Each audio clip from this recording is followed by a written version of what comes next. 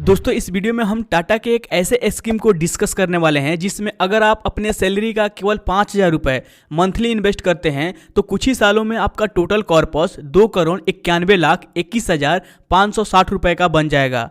और यदि आप इस फंड में एक ही बार में 2 लाख रुपए का लमसम इन्वेस्टमेंट करते हैं तो आपका टोटल कॉर्पस 1,74,11,759 रुपये का बन जाएगा। तो चलिए जानते हैं कि ये कौन सा स्कीम है, इसमें इन्वेस्ट कैसे करना है, कितने सालों के लिए इन्वेस्ट करना है इस टारगेट को अचीव करने के लिए, और इसमें रिस्क कितना है।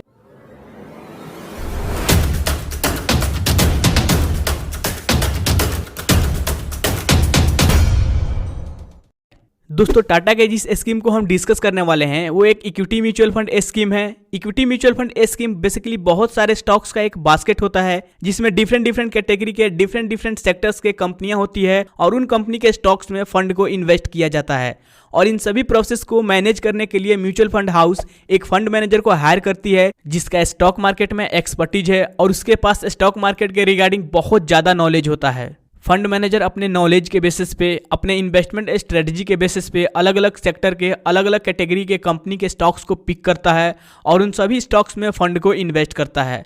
फंड मैनेजर का अप्रोच होता है इन्वेस्टर्स को कम से कम रिस्क में बेहतर रिटर्न बना करके देना। दोस्तों अब एक चीज़ क्लियर है कि कोई भी फंड फ्यूचर में कैसा रिटर्न बना करके देगा ये डिपेंड करता है कि उस फंड के पोर्टफोलियो में किस तरह के स्टॉक्स हैं, किन किन सेक्टर्स के स्टॉक्स हैं और वो सेक्टर्स फ्यूचर में कैसा परफॉर्म करने वाला है, उनका फ्यूचर ब्राइट है या डार्क है। यानी किसी भी म्यूचुअल फंड का रिटर्न उस फंड के पोर्टफोलियो में मौजूदा स्टॉक्स के फ्यूचर परफॉर्मेंस के ऊपर डिपेंड करता है। इसीलिए किसी भी म्यूचुअल फंड में इन्वेस्ट करने से पहले उसके पोर्टफोलियो को जरूर एनालाइज करना चाहिए। तो चलिए अब हम टाटा के जिस स्कीम को डिस्कस करने वाले हैं उसके कुछ बेसिक पॉइंट्स के ऊपर नजर डालते हैं और ये भी देखेंगे कि उस स्कीम के पोर्टफोलियो में किस तरह के स्टॉक्स हैं और उनका फ्यूचर क्या है। दोस्तों टाटा के जिस स्कीम को हम डिस्कस कर रहे हैं उसका नाम है टाटा डिजिटल इंडिया फंड। अगर हम इस फंड के पास्ट रिटर्न्स के ऊपर नजर डालें तो लास्ट ईयर ये फंड अपने सेक्टर के जैसा परफॉर्म किया है बट अपने बेंचमार्क को काफ़ी अच्छे मार्जिन से बीट किया है। लास्ट 3 इयर्स में अपने बेंचमार्क और सेक्टर दोनों को ही काफ़ी अच्छे मार्जिन से बीट किया है एंड लास्ट 5 इयर्स में भी ये फंड अपने बेंचमार्क को बीट किया है। अब चलिए एक बार इस फंड के रिटर्न्स के आंकड़े के ऊपर नजर डालते हैं। दोस्तों लास्ट 2 ईयर से टेक सेक्टर ही थोड़ा बुरा परफॉर्म किया है बट इसके बावजूद भी ये फंड अपने बेंचमार्क को काफ़ी अच्छे मार्जिन से बीट किया है और 5.83% का रिटर्न बना करके दिया है। बट यहाँ अपने सेक्टर से थोड़ा कम रिटर्न बना करके दिया है। बट अगर आप लास्ट 3 इयर्स में देखेंगे तो ये फंड अपने बेंचमार्क और सेक्टर दोनों को ही काफ़ी बड़े मार्जिन से बीट किया है। 36.32% का बेहतरीन रिटर्न बना करके दिया है एंड लास्ट 5 इयर्स में भी ये फंड अपने बेंचमार्क और कैटेगरी दोनों को ही काफ़ी अच्छे मार्जिन से बीट किया है एंड अगेन लास्ट 7 इयर्स में भी ये फंड अपने बेंचमार्क और कैटेगरी दोनों को काफ़ी अच्छे मार्जिन से बीट किया है।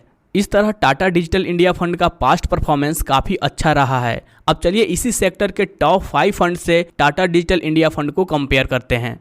दोस्तों ये टेक सेक्टर के टॉप 5 फंड्स हैं। इन सभी फंड्स में अगर हम टाटा डिजिटल इंडिया फंड के पास्ट रिटर्न की बात करें तो ये फंड अपने लॉन्च डेट से ऑन एन एवरेज 18.98% का रिटर्न बना करके दिया है। ICICI prudential technology direct fund 21.37% का रिटर्न बना करके दिया है। Aditya Birla sunlight India direct fund 21.04% का रिटर्न बना करके दिया है। एसबीआई टेक्नोलॉजी अपॉर्चुनिटी फंड 20.37% का and Franklin India technology direct fund 17.5% का रिटर्न बना करके दिया है। दोस्तों यहाँ टाटा डिजिटल इंडिया फंड का return ICICI prudential technology fund, Aditya Birla sunlight digital India fund and SBI technology opportunity fund in तीनों से थोड़ा कम है। बट अगर आप यहाँ एक्सपेंस रेशियो देखेंगे, एक्सपेंस रेशियो का मतलब होता है कोई भी म्यूचुअल फंड हाउस अपने फंड को मैनेज करने के लिए एक फी चार्ज करती है जिसे एक्सपेंस रेशियो कहा जाता है और ये जितना कम होता है उतना बेटर होता है बिकॉज फ्यूचर में इसका आपके कंपाउंडिंग पे बहुत बड़ा इफेक्ट पड़ता है। तो ये जितना कम होता है उतना ही अच्छा होता है। तो अगर हम एक्सपेंस रेशियो को कंपेयर करें तो टाटा डिजिटल इंडिया फंड का एक्सपेंस रेशियो सबसे कम है 0.32%, आईसीआईसीआई प्रूडेंशियल का 0.95%, आदित्य बिरला का 0.81%, एसबीआई का 0.91% एंड सबसे ज़्यादा है फ्रैंकलिन का 1.02%। तो एक्सपेंस रेशियो जितना कम होता है उतना ही बेटर होता है। फ्यूचर में रिटर्न 1% 2% ऊपर नीचे हो सकता है बट जो एक्सपेंस रेशियो है वो हर साल आपको पे करना होता है। तो एक्सपेंस रेशियो जितना कम होता है उतना ही बेटर होता है। अब चलिए एक बार इस फंड के पोर्टफोलियो के ऊपर नजर डालते हैं। दोस्तों इस फंड में सेक्टर वाइज होल्डिंग की बात करें तो इस फंड के पास टोटल 4 सेक्टर्स का होल्डिंग है। बेसिकली ये एक टेक कैटेगरी का फंड है, तो इसका मेजर पोर्शन टेक सेक्टर में इन्वेस्ट किया गया है अराउंड 73.25%, कम्युनिकेशन में 9.47%, सर्विसेज में 7.98% एंड कैपिटल गुड्स में 2.43%। दोस्तों इस फंड के पोर्टफोलियो में स्टॉक्स के होल्डिंग की बात करें तो इन्फोसिस में 20.71% का होल्डिंग है, TCS में 18.58% का, HCL टेक्नोलॉजी में 8.31% का, भारतीय एयरटेल में 8.06% का। ऐसा ही इस फंड का टेक महिंद्रा, विप्रो जैसी और भी बड़े बड़े कंपनियों में होल्डिंग है और इन सब में से ज़्यादातर कंपनियां वेल स्टैब्लिश्ड है, वेल मैनेज्ड है और इन सभी का ग्रोथ पोटेंशियल काफ़ी अच्छा है। अब चलिए एक बार इस फंड में रिटर्न्स को कैलकुलेट करते हैं कि 2 करोड़ से ज़्यादा का कॉर्पस इकट्ठा करने के लिए आपको कितना रुपया कितने समय के लिए इन्वेस्ट करना होगा। दोस्तों आप अपने रिटर्न को बहुत ही आसानी से कैलकुलेट कर सकते हैं। सिंपली आपको गूगल पे जाना है और कंपाउंड इंटरेस्ट कैलकुलेटर करके सर्च करना है। नीचे बहुत सारे वेबसाइट्स आ जाएंगे, आप उनमें से किसी भी वेबसाइट पे अपने रिटर्न को कैलकुलेट कर सकते हैं। लेट्स सपोज अगर आप अपने सैलरी का केवल 5,000 रुपये टाटा डिजिटल इंडिया फंड में मंथली इन्वेस्ट करते हैं और हम ये एज्यूम करके चलते हैं कि टाटा डिजिटल इंडिया फंड हमें ऑन एन एवरेज 19% का रिटर्न बना करके देगा, बिकॉज अब टाटा डिजिटल इंडिया फंड अपने लॉन्च डेट से ऑन एन एवरेज 19% का रिटर्न बना करके दिया है। और यदि आप 20 सालों के लिए इन्वेस्ट करते हैं 5,000 रुपये मंथली, तो आफ्टर 20 ईयर्स आपका टोटल कॉर्पस बन जाएगा 1,36,03,286 रुपये। इसमें आपको टोटल 1,23,98,286 रुपये इंटरेस्ट मिला है और आप तब तक कितना रुपया इन्वेस्ट कर चुके होंगे? केवल 12 लाख रुपए। केवल 5,000 मंथली SIP से आप इतना बड़ा कॉर्पस इकट्ठा कर सकते हैं। और यदि आप अपने इन्वेस्टमेंट ड्यूरेशन को केवल 4 साल और इंक्रीज कर देते हैं, 24 सालों के लिए SIP को जारी रखते हैं,